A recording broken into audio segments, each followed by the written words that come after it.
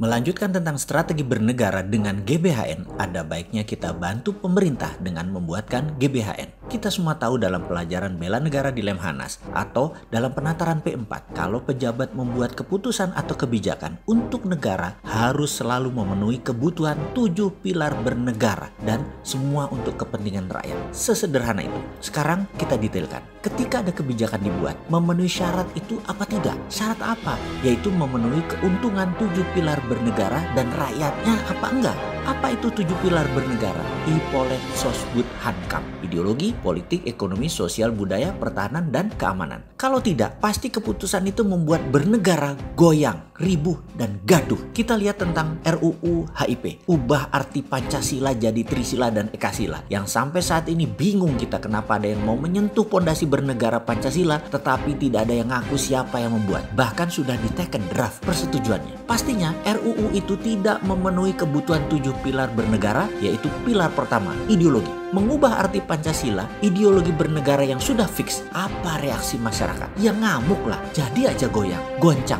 dan gaduh. Dan sering banget hal ini terjadi dalam periode-periode saat-saat ini di dalam bernegara. Lalu ada kebijakan dalam bencana COVID untuk stimulus ekonomi yang semuanya dikatakan sudah hampir mengeluarkan 700 triliun rupiah yang sampai saat ini banyak yang mempertanyakan kemana aja tuh duitnya. Oke, anggap kita tidak dapat apa-apa. Tapi kalau ada impact seperti ekonomi mulai naik misalnya, mungkin kita tenang. Tetapi sekarang ekonomi belum naik-naik juga. Bahkan semester kedua di tahun 2020 ini bisa menambah meroket ke bawah seperti kata Menteri Keuangan. Yang kita pertanyakan adalah impact-nya. Kalau ada, ya alhamdulillah. Kalau belum ada, artinya doesn't work. Ya ubah strateginya. Untuk itu penting kita memberi solusi kepada pemerintah. Kebijakan kalau dikerjakan semua 7 sendi bernegaranya aman dan rakyat sejahtera, ini akan membuat negara cepat bangkit dari keterpurukan. Strategi itu namanya TIARA. There is another reasonable alternative. Yaitu strategi tanpa uang asing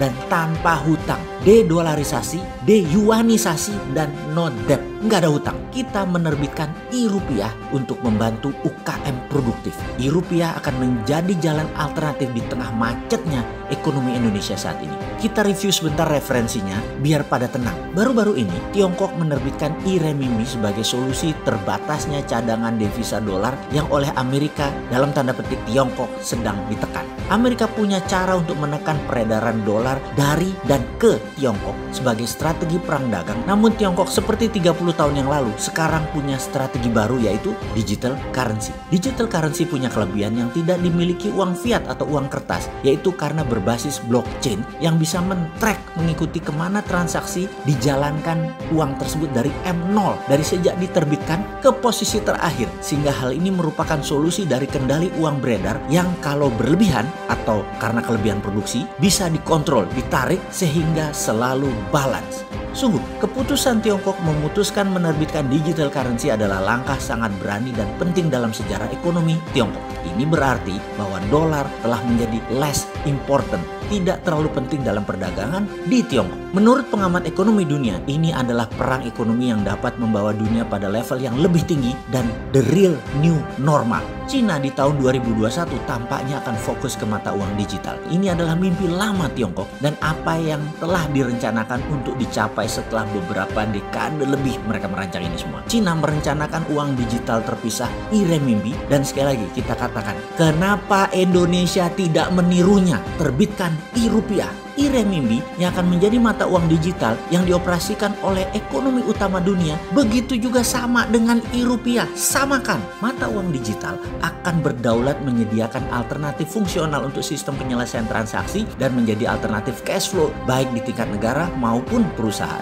Di sisi lain, penurunan penggunaan uang tunai diperkirakan akan terus berlanjut dan beralih ke digital di tengah semakin populernya platform pembayaran digital dan karena orang menghindari kontak fisik selama pandemi COVID. Semua ini menguntungkan e-rupiah. Sebagai informasi tambahan untuk mempersingkat waktu operasional secara teknis digital currency blockchain perlengkapannya, teknologinya, dan SDM-nya semua sudah siap saat ini dan gratis untuk negara. Sehingga ketika pemerintah memutuskan menerbitkan e-rupiah, dengan segera bisa digunakan sistem ini untuk dijalankan. Dengan tanpa menunggu lama, mengingat semua ini harus diputuskan segera dan dijalankan dengan cepat. Ingat, sebuah pameo yang beredar di dunia saat ini mengatakan, COVID kills life but slow government response kill everything. COVID membunuh manusia, namun pemerintah yang lambat merespon akan membunuh semuanya. Kita tidak boleh terlambat. Kita lihat kenyataan bahwa kebijakan ekonomi dan keuangan sejauh ini belum berhasil, dan mengapa ragu menggunakan jalur baru? Apa yang akan kita lakukan dengan e-rupiah? Kita akan membiayai produksi, create supply, create production. Semua UKM kita beri pinjaman tanpa bunga dengan nilai sampai 300 bahkan 500% dari aset dengan syarat pengembangan usaha. Dengan yang diutamakan adalah 1. Barang produksi nasional untuk ekspor. 2. Barang produksi pengganti impor. 3. Barang produksi untuk kebutuhan pangan dan kesehatan. 4. Barang tradable goods lainnya untuk pemenuhan kebutuhan dalam negeri atau domestic consumption. Sungguh, keputusan ini bagi Indonesia digital money adalah infrastruktur pertahanan negara yang utama. Indonesia mendadak menjadi negara berdaulat, independen, bisa menjadi terdepan memanfaatkan kemelut di Laut Natuna Utara.